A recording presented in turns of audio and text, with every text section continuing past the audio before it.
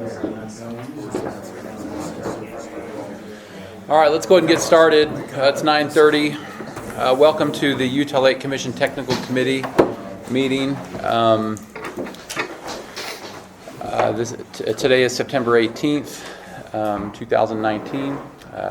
To start, we'd like to go around the room and introduce ourselves as members of the committee or as the interested members of the public who just are trying to stay up to date on Utah Lake issues. Let's start over here with you, Scott. Scott Bird with Utah County Public Works and Engineering Division. Corey Pierce, Spanish Fork City. Todd Munger, Lehigh City. Tippy Moreland, Saratoga Springs City. Keith Lawrence, Utah Division of Wildlife Resources, Central Region. Sam Brager, Utah Lake Commission. I'm Reed Price. I'm the chair of the technical committee, and I am from Orem. Eric Ellis, Utah Lake Commission. Scott Daly, I'm with the Division of Water Quality. I'm co-chair of the technical committee. I'm Jesse Stewart, Utah Lake Water Users. Jeff Dimlaker with Jacobs Engineering. Mike Brown, Central Utah Water Conservancy District. Chris Kelleher, Department of Natural Resources. Rebecca Ambrose, Provo City.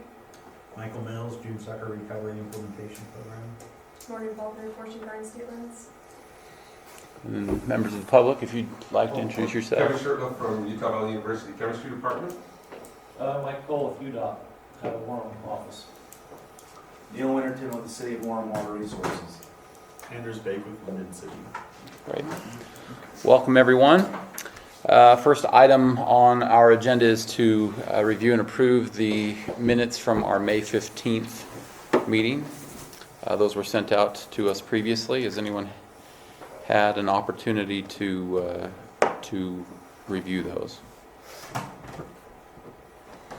I just noticed one thing at the bottom of the page where it says March 14th. It'll probably be Reed, May I know I 15th. can always count on you. I'll get that corrected. No comments. With no comments, I'd entertain a motion to approve the minutes. I'll make a motion. Okay, we've got a motion from Jesse. Second? Second from Scott. All in favor? Say aye. Opposed? Okay, minutes pass. We'll turn the time over to Eric for some updates on different issues and projects that are happening on the lake. So, Eric. Thank you, Reed. So, lots of stuff happening on the lake. So much stuff that sometimes it's even hard to remember what all is happening. But we're going to go through the list that we've got here that are kind of imminent. There's a number of longer-term projects that are slowly coming around, and we're kind of seeing, I don't know, the balls start to roll on a few other projects, but these are the ones that we'll focus on today. The lake level is quite significant. We're only 1.5 feet below compromise, and we're right into the fall now. That's a great sign. That I would say that the Great Salt Lake has something to be excited about for this coming year. If we can have a decent winter, it will be the water body that benefits most, since most of our reservoirs are at or near full. Many are in the 90 percentile range still. So great conditions water-wise. We've got water users here. Any forecasts? Well, I think everyone's making room in the upper reservoir, so Utah Lake will probably. Well, that could explain why it's hardly changing. Yeah, so we're Michael might have more information on this, but really freaking Jordan now to make room for this one. So over the winter, what does Jordanelle need to drop to 60, or what do they need for space? So they look at the forecast, they're updated weekly throughout the winter, and if snow's piling up faster and faster, then they'll increase the releases and kind of try to adjust it throughout the winter. But usually starting after irrigation season is when they start moving water down from Jordanelle. Okay. It started early this year. Yeah. The irrigation season's got another month. Wow. Well, I don't know that in my time here, Utah Lake has not stayed so steady all summer long. It's kind of amazing. We only got as high as, what, a foot, do you recall? What? A Last year's foot under peak? Or compromise this year? this year we reached a half foot. Half a foot. Yep. So we're only 1 foot lower, which is very unusual. Normally it's 2 to 3 feet of variation, so. Last year, this time we were 4 feet lower. Yeah. Is what I looked at in our minutes. Yep.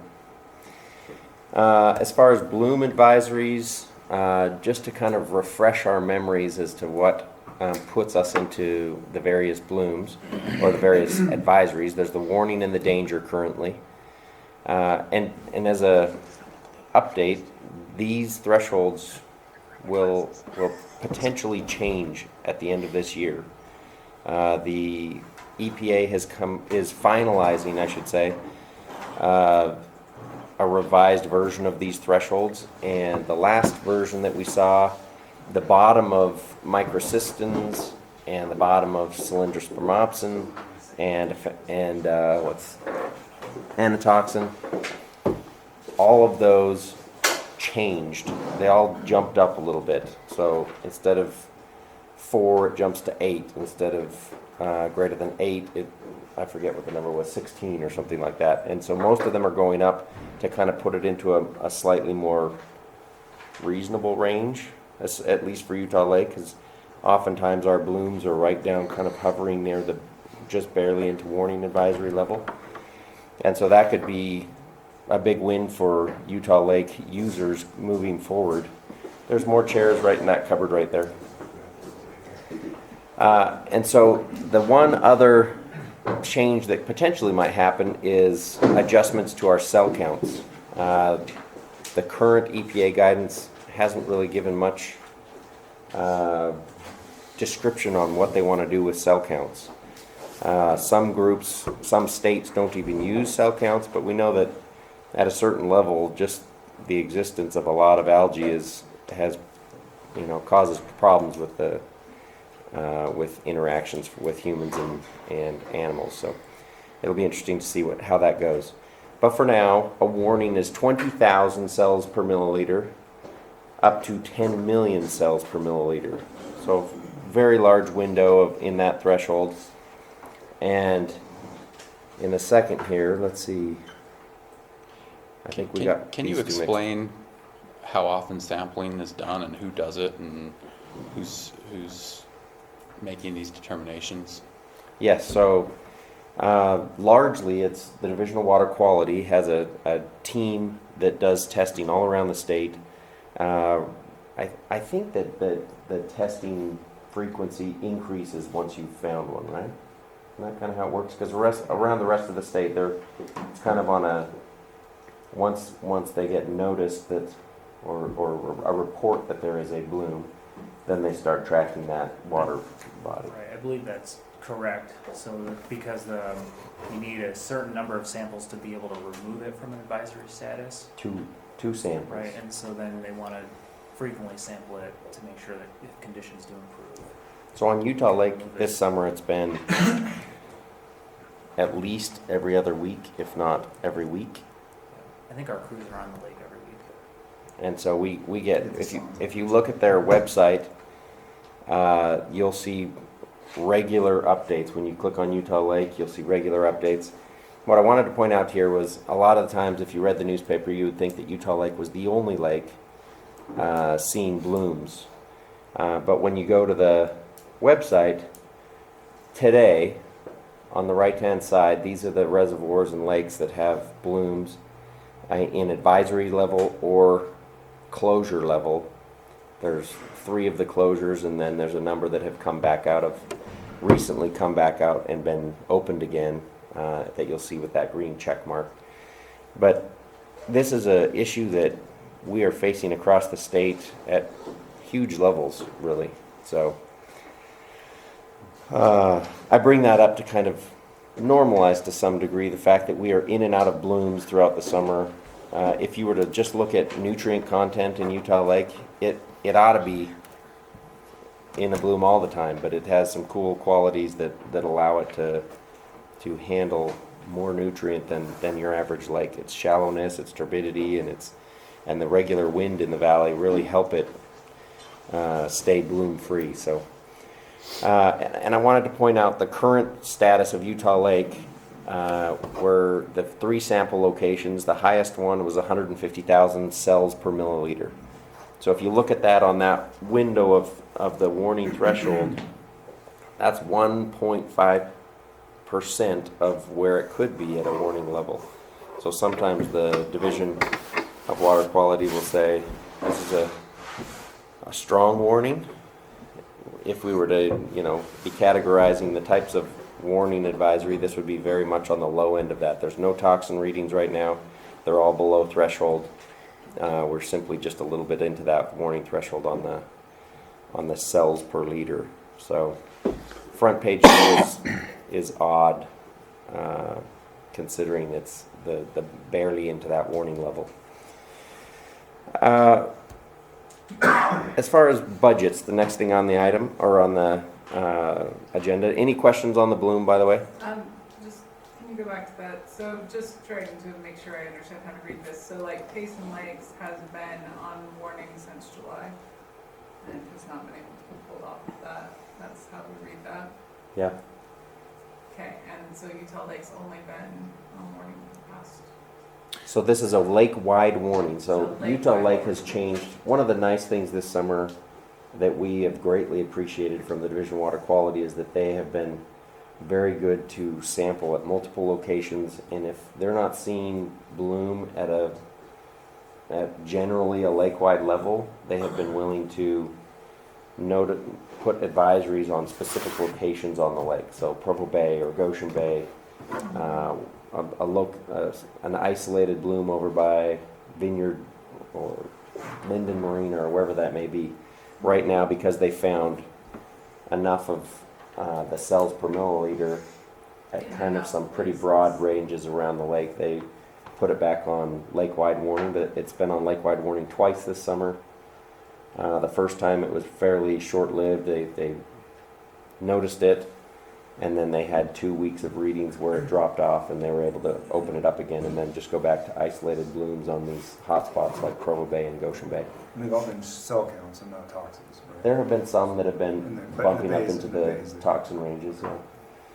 Yeah, So is there any talk about like potentially looking at that cell count and trying to decide if the threshold of 20,000 is really the right threshold to put it in warning, if it's just cell counts?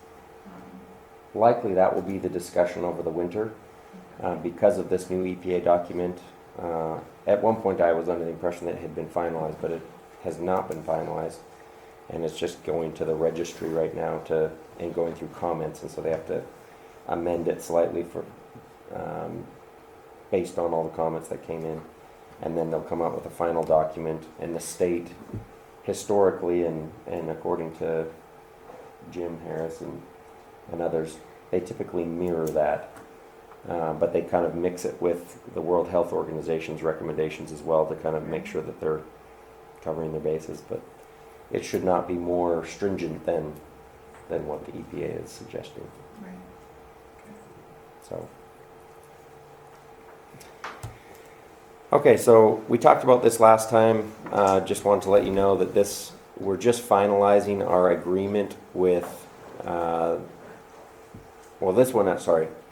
this is our lake improvements. So we'll be sending this out to lakeshore communities here shortly. This is a small grant offered by the Utah Lake Commission for Utah Lake access point enhancements. So for the communities that have beach improvements or have a marina access point that needs some upgrades, we wanted to kind of stimulate the desire to focus some of those investments down at Utah Lake, and so that's what this grant is intended to do. It's not a large grant.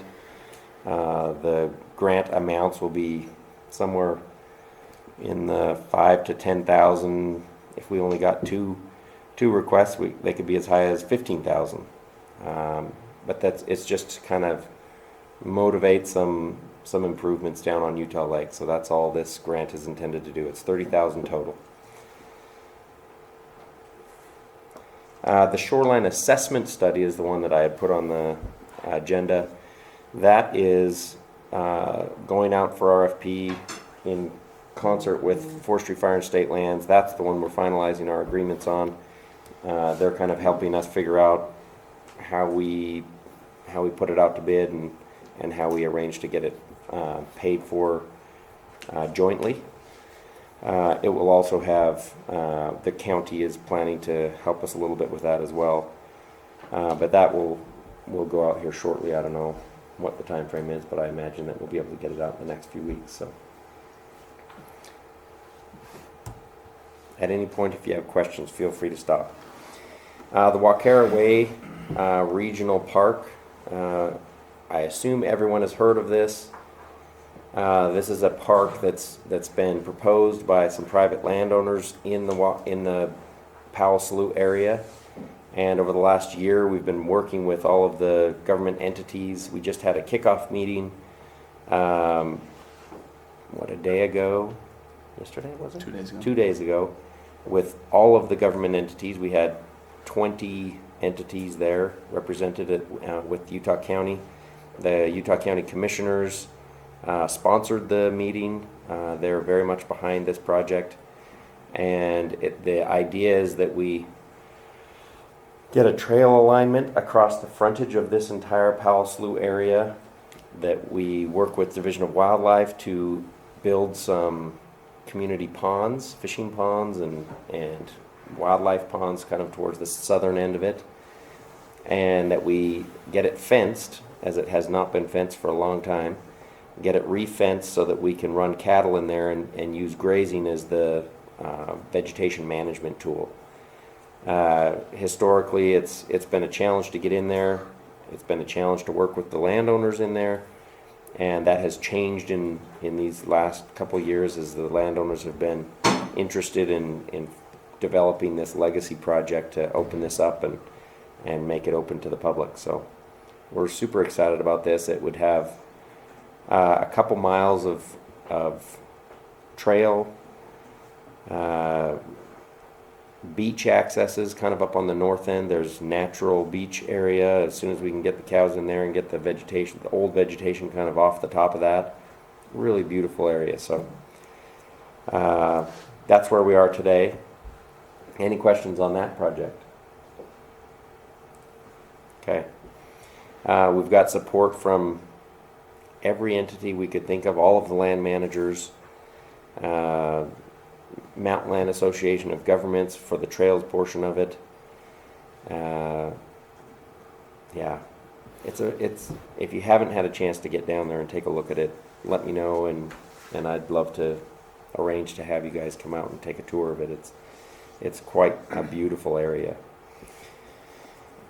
Okay. What's the timeline on that here? It's moving ahead as we speak, so it's being phased. We were able to find funding for phase 1, so that most northern portion, it's 50 acres or so, to fence that as a pilot, so to speak, to be able to show the other landowners just how effective the grazing is. We know that it's effective as we've been up to Farmington Bay and Ogden Bay, but we'd like to kind of demonstrate that down here. In the coming Watershed Restoration Initiative applications, the Central Region Habitat Biologist Robbie Edgell is putting in an application for fencing the rest and getting the engineering done for the ponds. So that could be as soon as we've got plans for the ponds right after July 1st of 2020, and the fencing dollars available at that same point in time. We are partnering with Division of Wildlife Resources to use their dedicated hunters to install the fencing so that we get 5 times the leveraging of our dollars, since we only have to purchase materials that way. And they have a team or a couple seasonal employees, and their sole job is to manage fence installations with dedicated hunters, and so they get done right as well. So I imagine by next fall we have the entire project fenced and being grazed and pushing the cattle down through to kind of get it opened up. And then the following year, the plan would be to put in an application for the funding for those ponds to be developed. There's also county and some state interest in this particular project that potentially could push it quicker than that. So we've got a legislative tour coming up here in October, as there's been some interest at that level as well. So when you get down there, it's 1,000 acres, give or take. It is an incredible project to have your name on. So I think that our politically, it's getting a lot of traction, and for many reasons, it's going to be something that we all look back at and say, oh, hallelujah, that we were able to hold on to that as open space for generations to come. So, What percentage of that area is under private ownership? pretty small percentage, I would say probably 10 or 15%. Mostly federal lands? Yeah, a big chunk of it is Mitigation Commission or Bureau of Reclamation, and then state land kind of is the other third maybe.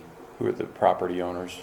Taylor, Klinger? So there's Taylor's, Johnson's, Clegg's, Holdaways, Those are the main ones. maybe a couple other smaller ones, And but most have been contacted and most are really excited about it. So the ones that aren't excited about it? we have had none that say they're not excited about it, Okay. but we haven't. I don't think that we've gotten to every last one. So What are the colors? I assume purple is fence. purple would be fence. Yep.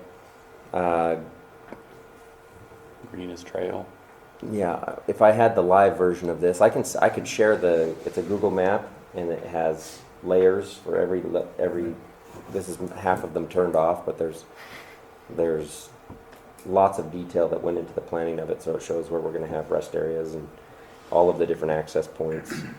I don't recall, I think that the green and the blue could be compromise and then the trail plan, but Who gave the ideas? so What to put where? So we've, in meeting with all of the different entities, so the cities and landowners, they've kind of pitched what they would be interested in, and so those have been input into this. We have one of the planning commission members of Vineyard is an architect for his normal job, and he helped kind of build this, and it's not final by any means. It's conceptual as far as exactly where everything goes, but it's a really good representation of what we will likely see here in the next few years.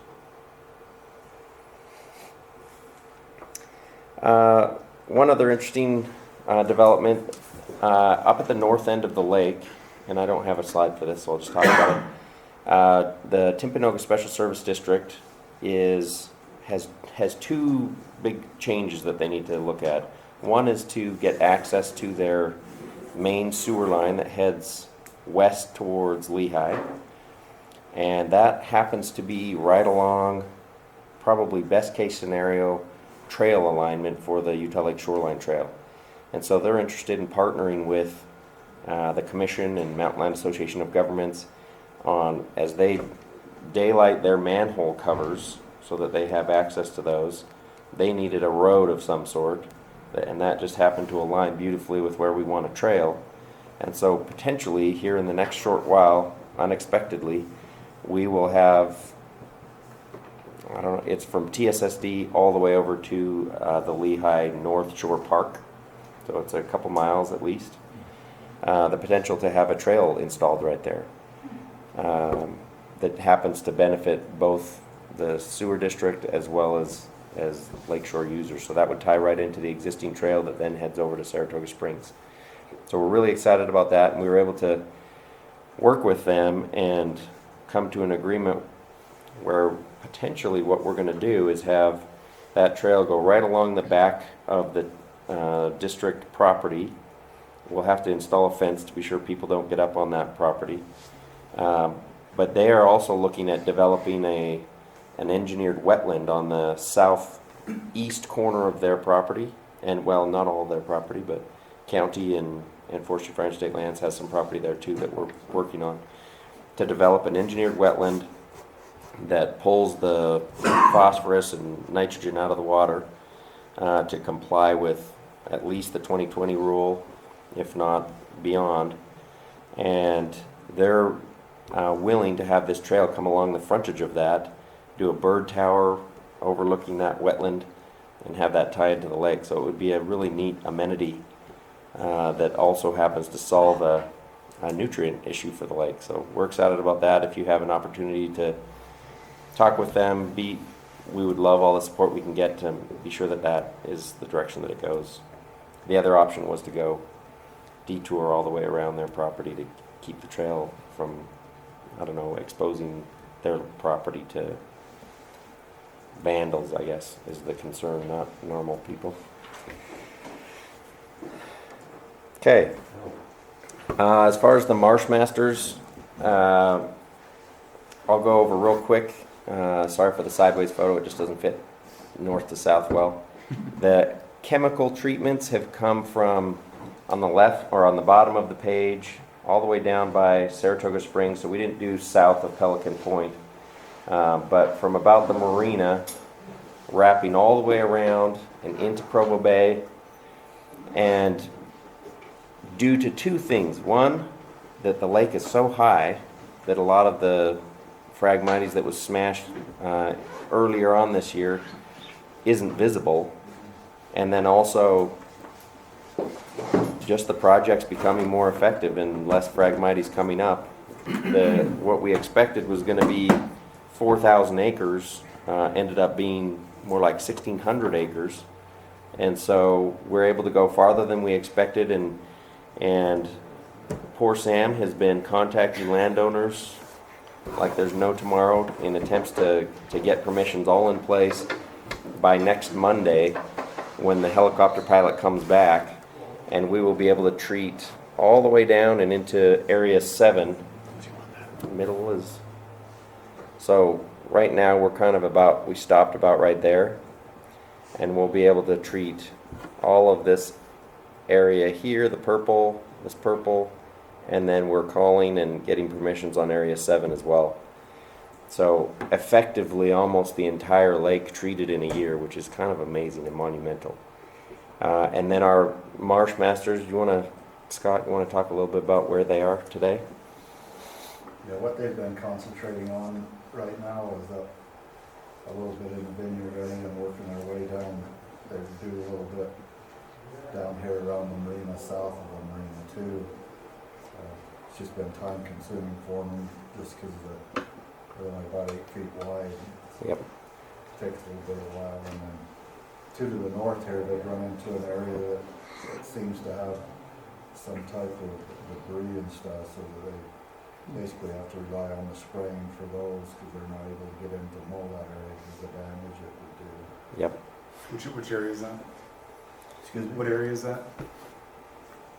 He just mentioned that it's just right up here.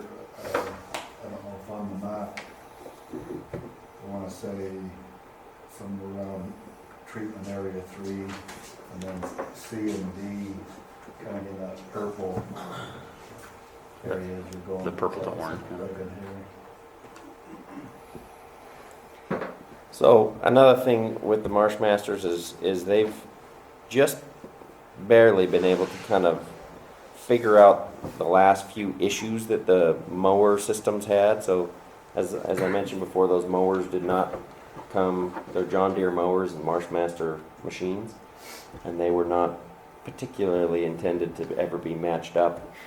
And so the county's roads crew did a really good job of kind of initializing that connection or matching them up, and then they took it to a local machinist to fabricate some parts to make it work properly. And so I think they've got it dialed in now, and they seem to be working really well. We requested and had them come down right by the Powell Slough to mow the fence lines for phase 1, and then also to mow the North Powell Slough Sportsman's Access, So right down at the end of that little road, at the end of University Parkway, they mowed a big kind of half circle at the end of that parking lot that the division improved last year, and then mowed all the way out the Orem River out to Utah Lake. So sportsmen, if they have dip or long hip waders, tall hip waders, they will be able to walk down there. It's very wet as you get out towards the end of that river. But it's all mowed and accessible now. Potentially they could even use a little boat that can get through mucky stuff because the water is very accessible now. So that's where we are there. And then the funding is in place for those Marshmasters. They're grant-funded employees, and the funding is there for them to work all year round on mowing. So we look forward to seeing them kind of plod their way along around the lake and see improvements as they go. One last thing, the algae treatments, those pilots will likely be implemented sometime early June of this coming year. We wanted to capitalize on the pilot projects, not just for testing these technologies, but also to take advantage of the opportunity from a public relations standpoint and make some announcements that we're getting some treatments tested on these marinas at the beginning of the summer when people are planning to start using water bodies in the state. So these are the three that were selected. We'll hear more about them as we kind of get those dates finalized on getting the projects out there. And the three marinas that are going to be used, Utah Lake State Park, Linden Marina, and the county's Lincoln Marina towards the south end of the lake. So each of these companies will be So each one will go to one of those marinas. So not all three at each marina. okay. I guess if we wanted to make it really fair, we would have had each one at each marina, but Yeah, no, it sounds, so they're basically just trying to show what their technology, what they claim their technology can do will Yeah. work on just that small little marina sized enclosed level. area, Yep. or impounded water area. Yeah. And each one has, it's kind of, there was a great variety in the projects that came in. Some of them can be effective for weeks and weeks. Some of them it's potentially they could do it on and on, but their contract will just be to do a single treatment, and it has some amount of durability, but they vary in that. So we'll give you a great presentation on what those are and how they've been successful after that happens. You said that's going to be next June, next year. Yeah. And I guess a question for you all, we have wiggle room as far as when we start those. Do you think that starting earlier than beginning of June would be wise, or we don't really do anything? My thought was until the Utah Lake Festival, the park hasn't seen any visitors, and then that's kind of their grand opening for the year, first Saturday in June. So I figured sometime right around then would be an ideal time to. My simple mind would suggest that they treat right when we expect a bloom to occur. True, but predicting, I don't know if they want to keep an open calendar for the bloom. Wouldn't that be, don't we experience first one around that time? We do, usually. So chances are high, so I don't know if March or April Would have anything. would allow them to really show off what they claim they can do or not.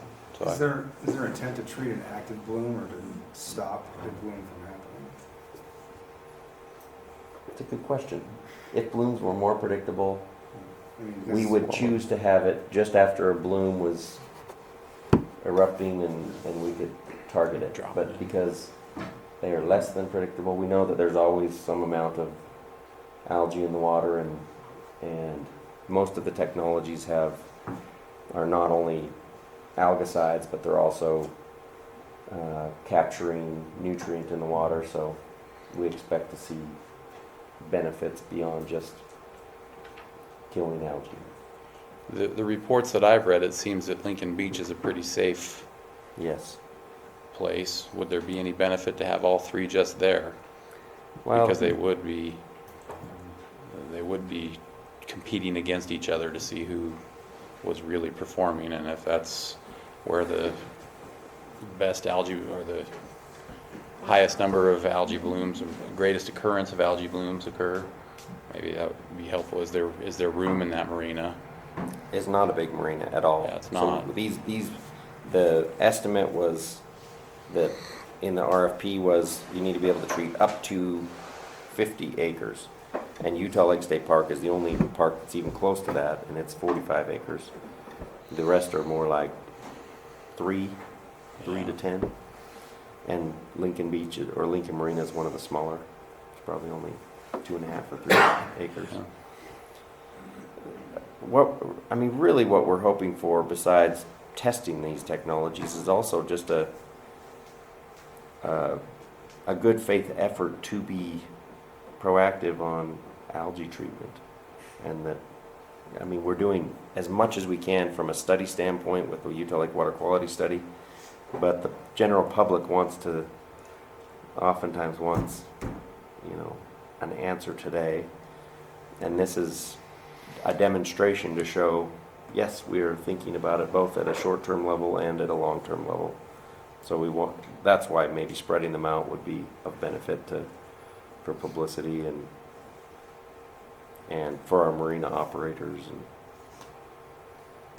share the love a little bit. I still struggle to see how this could be applied lake-wide. Agreed. But I can see some benefit to informing the public that trying to find a solution. And that's where looking at the findings could be helpful to see if, depending on these technologies, some of them can target highly concentrated blooms. So we'll see. Keep sending feedback, especially as these get implemented. I think the findings will be good for us to talk about as a technical committee and figure out what could we do with one or more of these technologies long term as far as treating kind of acute cases of concentrated blooms. So at this point, we don't know how effective they are. What technologies are they using? I was worried you were going to ask me that. Tell me. So one of them is a harvesting system that uses aeration at the bottom to kind of push up anything that might be in the water column. Another one is an algicide mixed with what's that? Phoslock. So it's a chemical that binds with nutrients. And then there's a third one. And do you remember what it is? Sorry, I haven't been plugged in. I think the one that you had mentioned about narration and bringing up is kind of similar to what I was thinking about the AECOM solution that's been applied in Lake Okeechobee. Is that the same one? Yeah. Okay, where they'll pull water out, and it's a similar to a wastewater treatment plant, phosphorus removal, where they'll aerate and then flocculate, essentially. Yep. Is that the one that you're mentioning? Yeah, that's the first one. I just don't remember right offhand. I meant to put a summary of these, and I was diving for it real quick before the meeting, and I didn't get to the third one. That's all right, just curious. I'll do a summary on each of them at an upcoming meeting, and you can learn a little bit more about them. Yeah, can we just get that, between meetings, I think that would be good information to send out to everybody. Oh yeah, Will those Absolutely. areas still be open to the public while treatment's required? they will. There might be, a small fenced-off area within the marina that protects the equipment that they're using, but that's about it. Some of them wanted to close the marina, and it kind of goes against what our purpose is.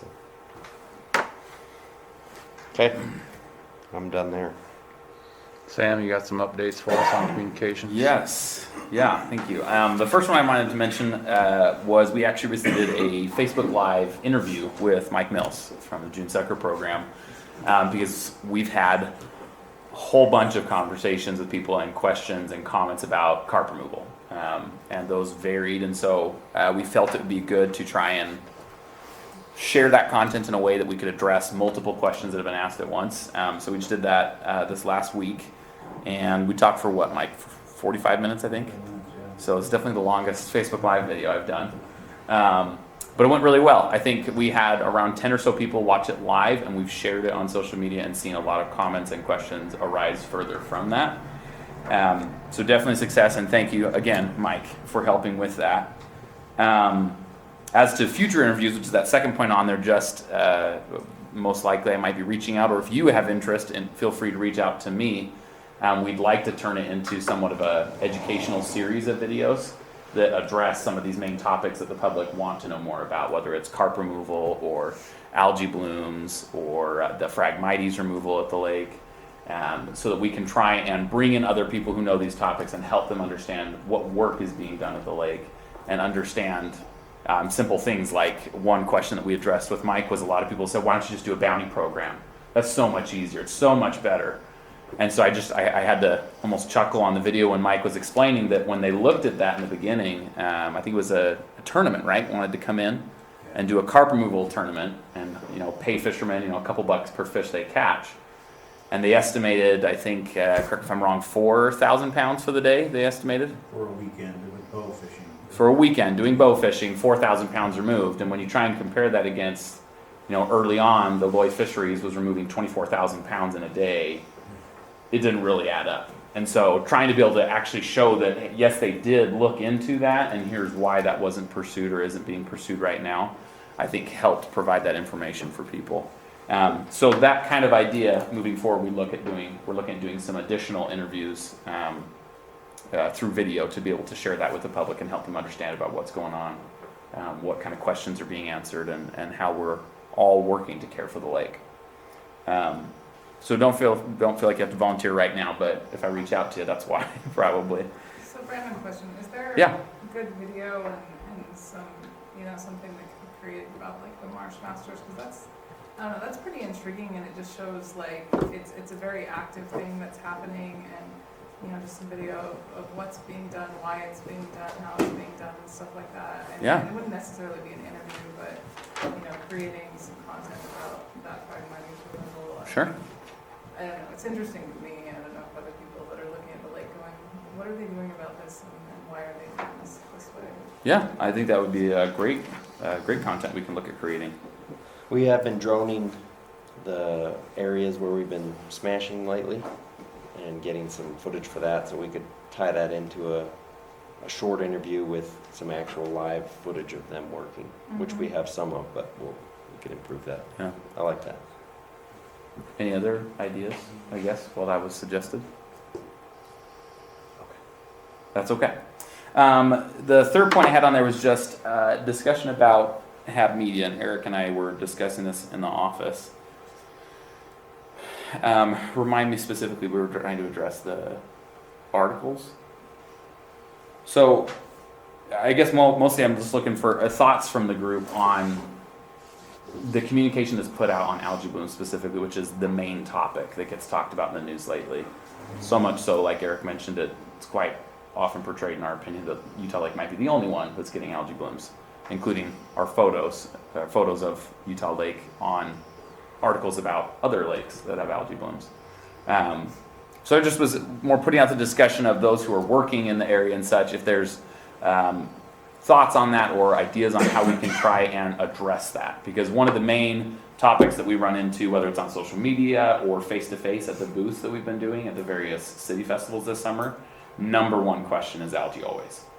And for example, down at Woodland Hills, I was down at Woodland Hills Days on Saturday last week for their city festival, and I ran into two families that stopped by the booth and said they're avid boaters at the lake, but they were concerned about the algae. And fast forwarding through our conversation, helping them understand what a warning advisory is, what the levels are, what restrictions there may or may not be with it. They both left very excited and actually went and grabbed other people that they knew that went down to the lake from the festival there that day and had them come over and talk with me too, because they were just so grateful. They said that somebody had actual answers for them that they could ask questions of and be able to understand, and make an informed decision about where on the lake they might want to visit. So I think there is that disconnect between the public of what they're hearing in the news versus what, what is actually happening. So I was just mostly curious to see if there's any thoughts or ideas on that topic again, seeing as it's the main issue we face, in trying to help them understand a technical issue in a way that can help them make informed decisions on recreation.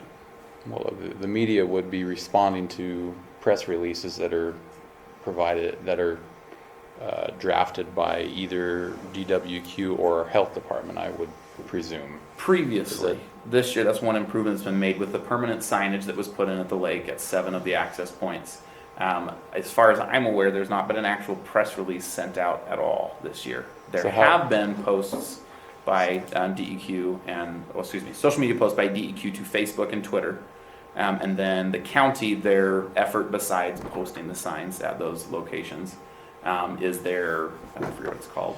So the most recent text alerts. Text alerts. Yeah. So yeah, I get those text alerts. Exactly. Whenever there's an algae bloom and it says where it is and how big it is. So there's not, so the most recent closure was just a response to the media seeing a health department just state Utah Lake's under warning right now. Via their And there's text no information that was provided other than that. So it's And so- they just mine in a different location now, so rather than They an pull it from the official website. press release showing up in their inbox, they're getting a tweet, or they're getting a Facebook update, and then they can also, because I think it'll take a year or two for the real diehard media to recognize that Utah Lake is like our other lakes in the regard that many are seeing blooms on a periodic basis. So maybe there needs to be an educational component to educate the television stations or the editorial boards of the different newspapers to let them know, look, these are common questions that the public are asking. You just said that you answered some questions that families have, and to provide them with the accurate information that they can, more accurate information that they can include in their stories. Is it possible to do a joint effort between DWQ, the Health Department, and the Utah Lake Commission, and kind of get together a list of frequently asked questions? And so when we, get pointed to this, and what does this mean, and why is this a thing? That I think that would be helpful. Just to have a place that people can go, that hopefully in the future, when things like this are reported, you can point to this frequently asked questions, like Sure. you can point to like the DWQ page that shows other places that are having issues, you can So give them the information, make it clear what's going on, because that was one of the concerns that we had just originally. And I mean, I understand harmful algal blooms are a big deal, and that we need to do what we can to try and fix them, but when it first really started becoming a thing, there were a lot of people, even with the health department and stuff, that would say, oh yeah, you can die, and not that that there isn't a possibility from. but there's no recorded toxin, recreational but there deaths are from no algae recorded bloom. recreational deaths from algae blooms. A lot of these things haven't happened. In people. Now dogs, it's a different thing, and there's been A couple cases about of some. that. But we want to make sure that we're giving people the right information so they can act with that information, as opposed to getting kind of these spurts from the media, because unfortunately, when you get partial information, you fill in the blanks, and usually when you fill in the blanks, it's wrong. Sure. So I think I like the idea of the FAQs, because that is something that could easily be pulled together. I think that, Eric, thanks for pulling that back up. The state's website is where all of those entities, including ourselves, direct people. So habs.utah.gov is the reference. It's on their card that Eric was showing earlier. It shows the advisory. It's on the educational signs there at the lake. Well, And it's a it resource does- where we send everybody.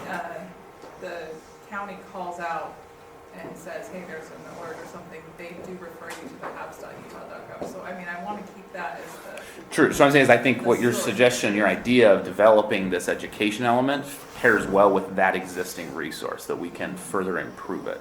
Because that's something that there is a lot of technical information on that website too. It'd be very easy for somebody to dive very deep or get lost on it.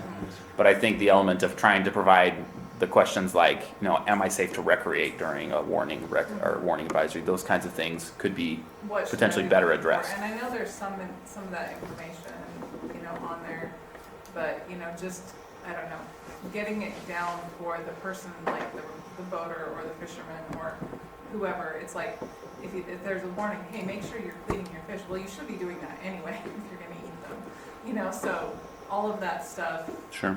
it's like, hey, it's totally safe to do this and this and this, just be cautious. Okay, thank you. I think that reporters, if you provide them information, you can use them as a puppet and get your message out if it's clear and simple. It's just a matter of making them aware that the information's there, and they will share it, particularly if it comes from a authoritative source. I think you guys are on the right track. If I remember back in the spring, there was a newspaper article, Van Holcomb with DWQ was talking about the sampling, how there's this whole state effort. Yeah. It just takes so long, it seems, with the media to get them to shift the message. And we're still in that phase where it's headline grabbing type thing. I think doing that regular thing, maybe each spring before the season starts, of saying, okay, we expect to have problems across the state, and establishing yourselves as the subject matter experts, so those reporters know, hey, these people reached out to me about this, I saw this tweet, I'm going back to Sam or Eric or Water Quality to get that information. And it's like you have to stay in their face because media turn over so quickly now. The reporters just change. It seems like somebody covers Utah Lake for a summer and then it's gone. What would be fascinating, I don't know if you guys have the ability to do this, but I'm picturing like a video of a graph. We've seen them for other types of, watching the economy or something like that. One that had all of the lakes that have had blooms and going over time and watching blips, move up and down throughout a summer, any given summer, just to kind of demonstrate this is how blooms work. They come, they go, and you see it across the state, and you're seeing just blips all the way along this as it moves through time. Yeah, and whether it's a warning or whether it's an actual. That would show the kind of height on the bar. Well, and it's interesting because like Manaway, is closed right now, and yet Utah Lake is getting a lot more Half of it. publicity because It's Utah Lake. It's Utah Lake, and it's a big thing. But you just kind of go, no, there's issues. Deer Creek, there's issues. Basin Lakes, there's issues all over the state, and so, and not, we don't want to throw everybody under the bus or anything like that. Just to, because misery loves company. But it does help separate the negative perceptions that people blame Utah Lake for. But to help people understand that, this isn't just Utah Lake, and it's not going to be just Utah Lake, and the solution needs to not be just Utah Lake. We need to be looking at it statewide, and we need to be working on it and kind of thinking about things. And yeah, we're doing a big study on Utah Lake, and emphasize we're doing lots of things, and with these projects that we've got, emphasize the projects. We're not just sitting here and going, oh yeah, it happens, and we're not doing anything about it. We're doing short-term, like you said, short-term things, long-term things. We're making things happen, and the more we get that out, that we're actually doing stuff to try to look at the issue, I think that's, and try to make it better is a good. It's part of the messaging that this isn't a new phenomenon. Yeah. That needs to be, part of it. It's like we've been watching it more closely for the past 3 or so years. And it's worldwide too.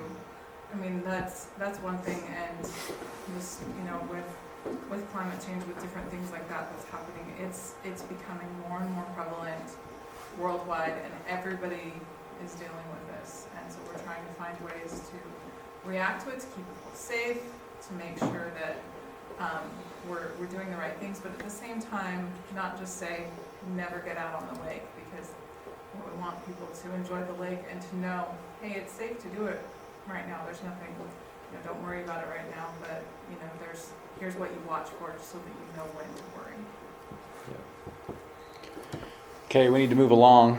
Next agenda item, Scott, you've got a progress report of the water quality study to Sure.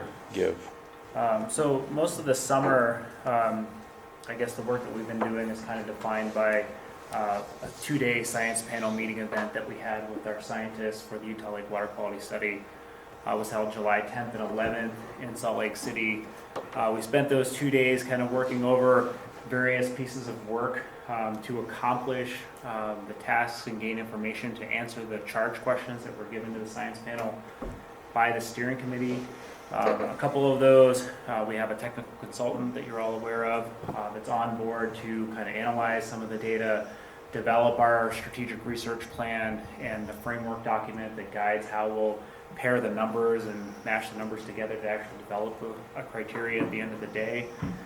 So those two particular items, we had some feedback from the science panel after that event. We've been working on those documents over the summer. We have a first cut draft of the framework that will go to the science panel in the next week or so. Strategic research plan is still being fleshed out with some of the information that we're gathering. Hopefully rolling that out to the science panel in the next 4 to 6 weeks. Also coming out of that event, we have been tracking a couple issues that were kind of primary action items that were given to us by the science panel. One is to kind of take a look at the loading information, the mass balance for nitrogen and phosphorus for the lake, so how much is coming in and what the general sources of it are. So some of that work has been done in 2008 by a consultant for the Division of Water Quality, by Dr. Revere Merritt, and then in 2016, a revision of that work with Dr. Merritt and Dr. Theron Miller with the Wasatch Front Water Quality Council. So a science panel member, Michael Brett and myself and some others are redoing that analysis to pull in the information that's been collected over the last 5 years, a lot more detailed sampling. So we're comparing, doing it in the same way that it was done before, so the numbers are comparable, but then we're going to kind of see if we can slice into the information in a little bit more detail to answer some of those questions that we've heard from stakeholders along the way, like how much is coming from stormwater, how much is specifically coming from agriculture, how much is wet weather driven, and so on. So we'll kind of try to dig into that data the best we can to answer those questions. A second is the issue of atmospheric deposition that was brought to the science panel by the Wasatch Front Water Quality Council. And there's a couple things that kind of resulted from that. The science panel earlier this spring asked for Dr. Janice Brainey, who's a member of our science panel with expertise in atmospheric sciences and dust deposition, to develop a white paper summary of regional data that's been collected on the subject to try to get at what we might expect loadings of nitrogen and phosphorus to be to the lake from dust sources. The second is the Wasatch Front Water Quality Council is continuing to do some work collecting data around the lake, following up on a BYU study that was published in 2018, I believe. So that's ongoing. And then the science panel has been engaged with those two pieces, in addition to some recommendation to pull in a third-party expert.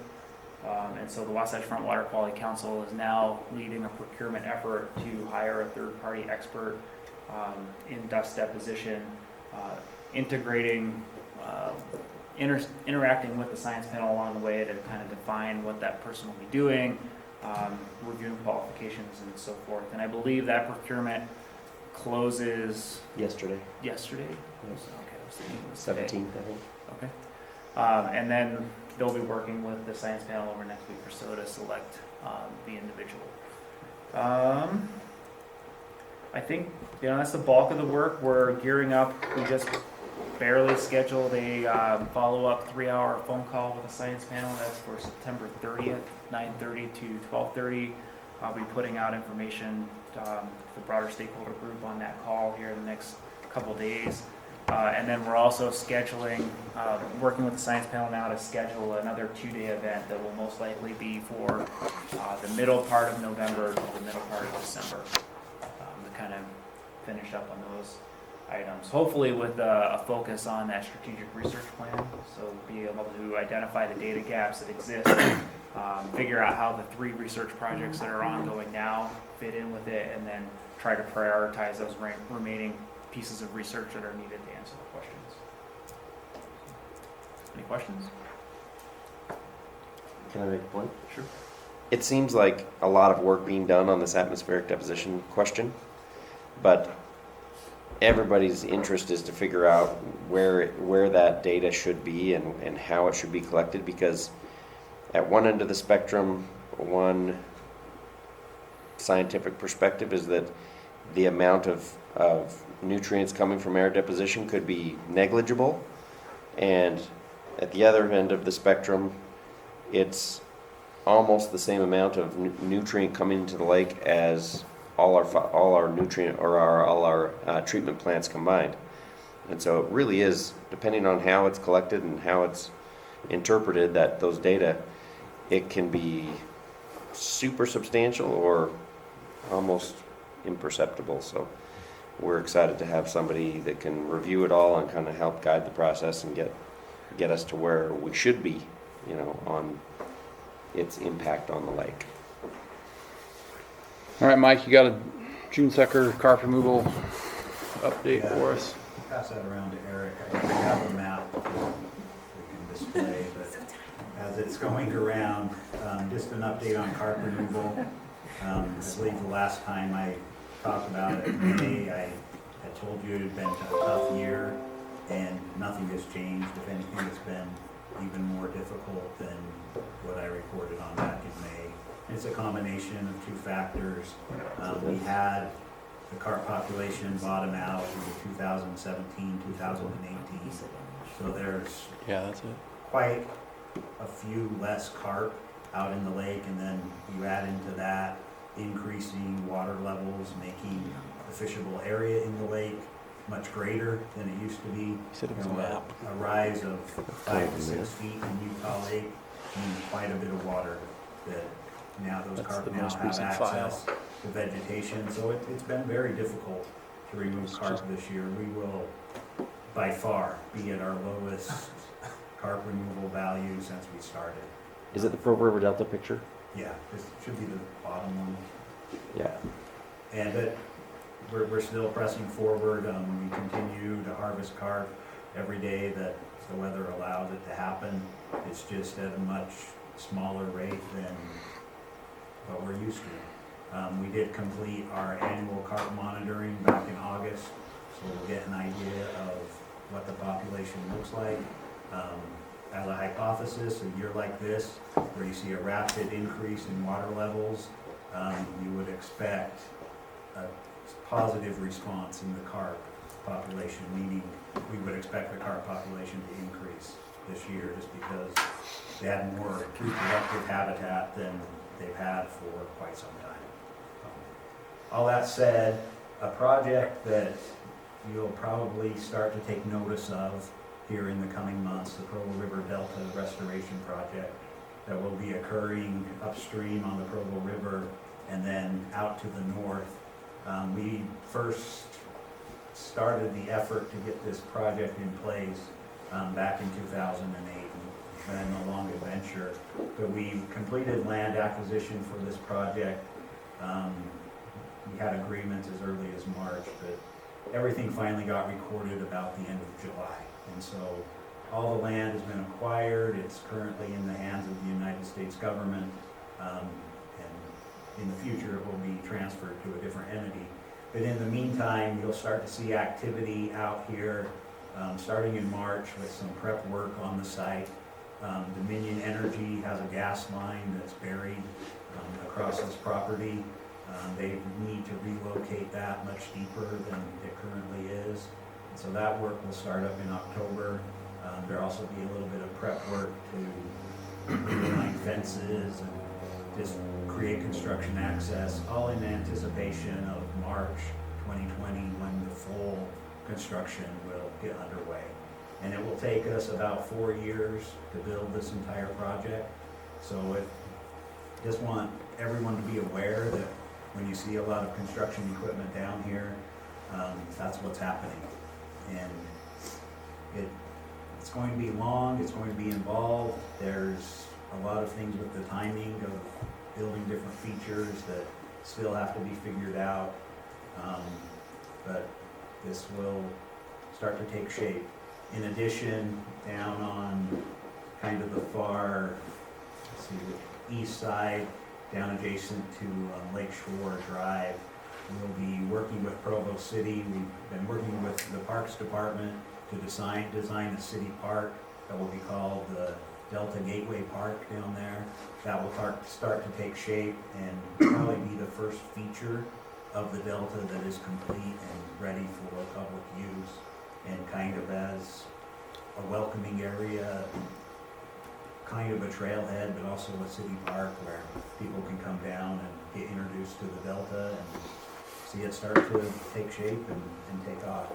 We will probably have the final designs finished here in the next 2 weeks for both the Delta and all the features on the existing river channel. And then we expect our permits to go through over the next couple of months, and hopefully everything falls into place so that construction can begin in March of 2020. Will it all be constructed on dry land while at the construction phase? In theory, yeah, but a year like this, much of the land is wet, and most years it doesn't get wet in the spring. In fact, the landowners pump water over the Skipper Bay Dike to try to get the land dry enough for them to actively farm on. So it's going to be wet, and a spring like we had in 2019 for 2020 would make construction very challenging. But we know that going in, and we'll have to look around it. Is the nature center still planned? We have land for a nature center. In terms of actual designs or anything like that, nothing moving forward yet. But we were able to hold on to land between the Provo River and Boat Harbor Drive. That was acquired. We acquired it thinking we might need to use it as an exchange to acquire some land in the project area. We ended up being able to retain that, and so it's there and available, but right now there isn't a design or any plans to move forward on it yet. How much of the flow from the Provo River, what percent flow will be diverted? So we will divert, Push ahead on planning. probably the better way to look at it is what will be left in the current channel, and that flow will vary between 10 cubic feet per second up to 50 cubic feet per second. And what is it now? Right now, like as in today, Yeah, so what was it vary throughout the year? Just it will without vary conversion. from 10 CFS up to, we almost hit 2,000 this past spring. So it varies greatly. The existing channel, we will be constructing a weir at basically right here at the state park. That will kind of be a water check feature that will hold the level of the channel at a constant elevation that will fluctuate a couple of feet year to year.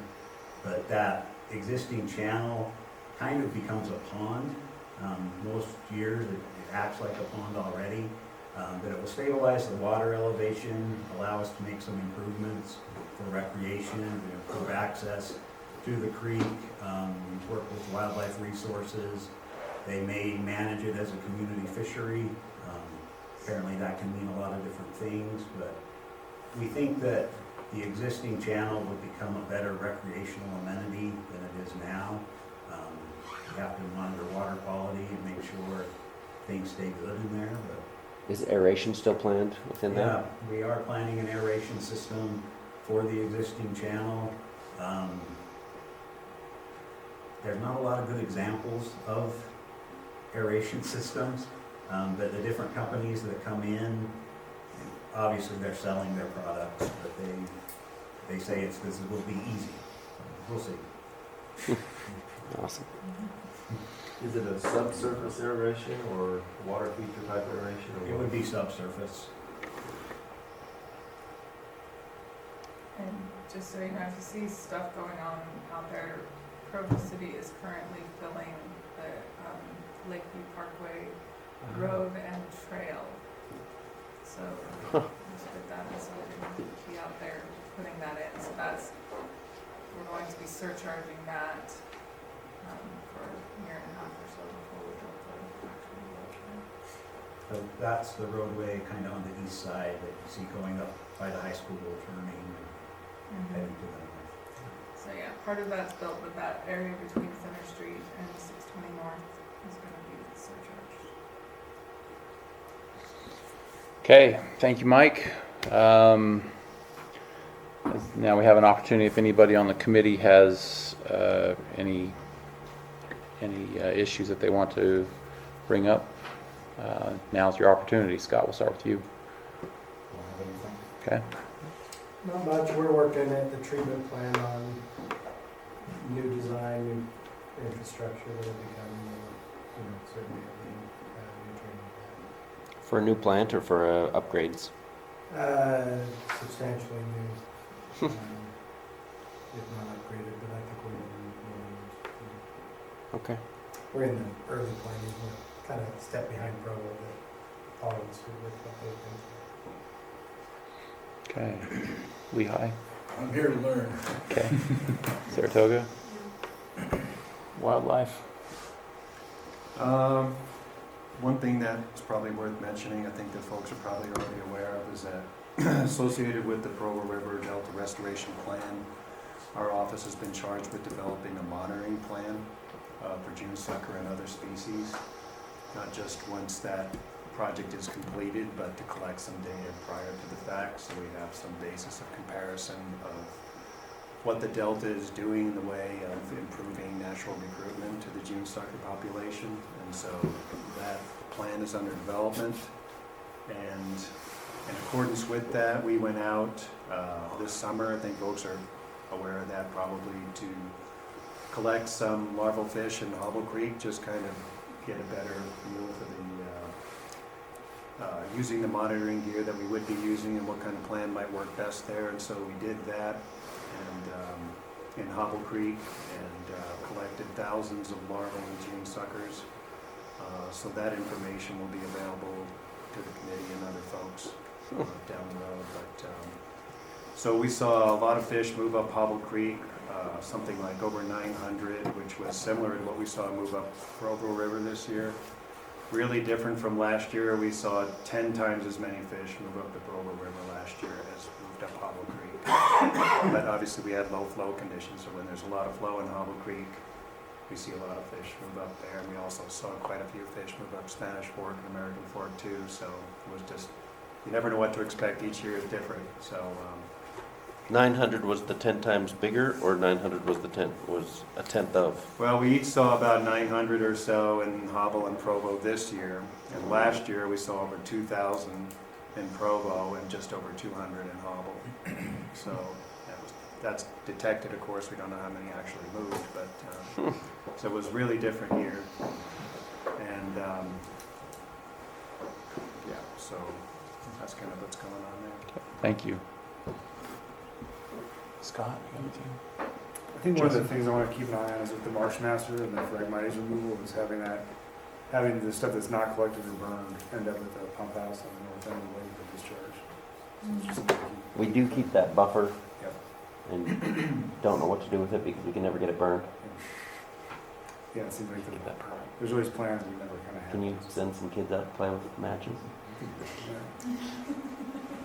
You guys have any kids down there? Yes. Okay, moving on around. Do you have anything? Chris, Rebecca? Just a quick update on where we are with the treatment plant design for Provo. We have recently selected a CMGC contractor. Archer Western's moving forward with the pre-construction services on that, and we're at 30% design and working on finalizing our capital facilities plan. So making some good progress there, and should be beginning work hopefully early next year on the demo line. So it's an on-site overhaul, right? It's an on-site overhaul. Yeah, it's new It's a new process, for the liquid stream in phase 1, and then we'll do the solids in phase 2.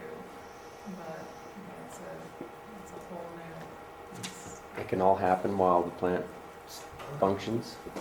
It has to. plan, yeah, so what we're doing, we've already moved away from the trickling filters, and so we're no longer using the trickling filter process at all. And we will be demolishing the trickling filters and the secondary clarifiers and using that area to construct a New York facility. Okay. You still have to meet the one by, 25. okay, so you got a very. We did get a variance till 25, yeah, January 1st. So our goal is to try to be there long before 25, but, it's timing and money and everything, so we'll get what we can. But yeah, we have to get there by 25. Nothing. Juan, did you have anything you wanted to report to the?